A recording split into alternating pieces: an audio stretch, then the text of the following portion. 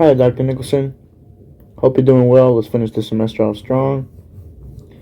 So, consider the formula C4H7N. Okay. Your assignment is to draw one correct Lewis structure of this formula and fully evaluate that Lewis structure. By fully evaluate, I mean explain your decisions and what atoms to connect in what ways, the presence of non-bonded electrons, the electron and molecular geometry of all central atoms, the polarity of each bond, and your assessment of overall polarity of the molecule. Okay. So, to begin, we definitely want to find the number of valence electrons we can expect. To do this, we can definitely refer to our periodic table and locate the atoms. So for carbon, we find it here, which means it's going to have 4 electrons. Nitrogen is right next door, 15. It's going to have 5. And hydrogen's over here by itself. It's going to have 1. So for carbon, we have 4.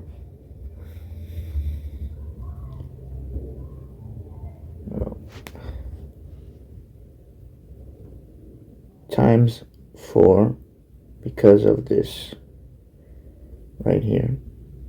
For hydrogen, it's 1.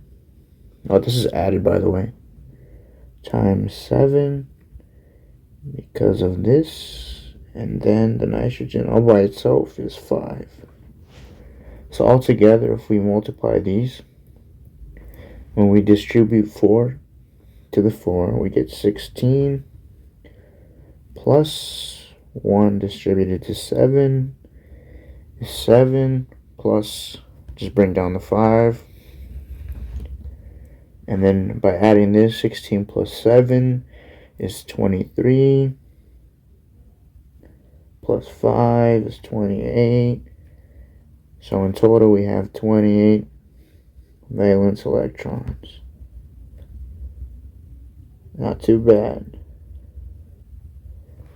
Okay. So in the form of drawing a correct Lewis structure, we're definitely going to have 4 carbon atoms. So we're going to place those in the middle. And we can do this by 1,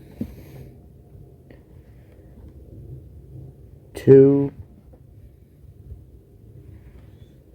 3, 4. Okay. And then our nitrogen atom is going to be 1, 2, 3, nitrogen right there. Just like that. And this definitely makes sense, because we can imagine that right here we have 3 other carbons, correct? And from those 3 carbons, we'll have, well, on this one right here, we're going to have 3. Here we're going to have 2. Here we're going to have 2. What this is going to mean, 3 hydrogen here, because the carbon wants an octet. And this will give it 2, 4, 6, 8. Right here, the carbon will receive an octet with 2, 4, 6, and 8. This carbon right here will receive an octet with 2, 4, 6, and 8. And this carbon right here will receive an octet with 2, 4, 6, and 8. Now the nitrogen well, what we can do is count the number of valence electrons we have used so far. So we have 2, 4, 6, 8, 10, 12, 14, 16, 18, 20, 22, 24, 26. That means we are missing 2 valence electrons, and that will be added right here as a non-bounded pair. And because of this, the nitrogen now has 2, 4, 6, 8 valence electrons. So this actually makes sense. 2, 3C.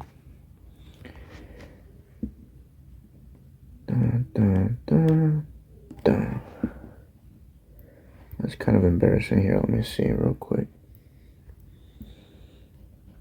Okay. C. Nitrogen. There you go.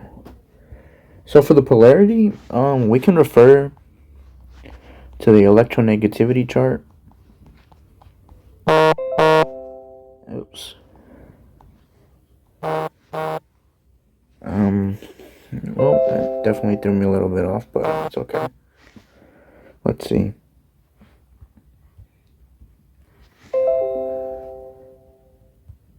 Okay. Let me get myself together. Hold on. Okay, here we go. So we're going to look at the carbon. For carbon, the electronegativity is right here. Oh, didn't mean to block that. Give me a second. We'll get a 2.55, which we'll put right here, which we're going to multiply by 4. Then for our nitrogen, it's just 1, which is a 3.04. And for the hydrogen, it's 2.20 times 7. And when we get these multiplications, we can find real quick. Calculator. 2.20 times 7 is 15.4. And then 3.04 is just by itself. But 2.55 times 4 is 10.02. So we're going to end up having, when we go back to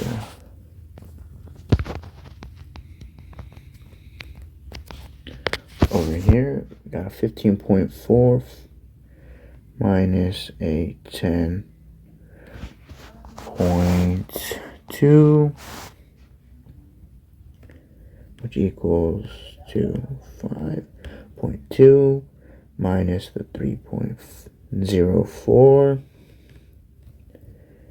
We get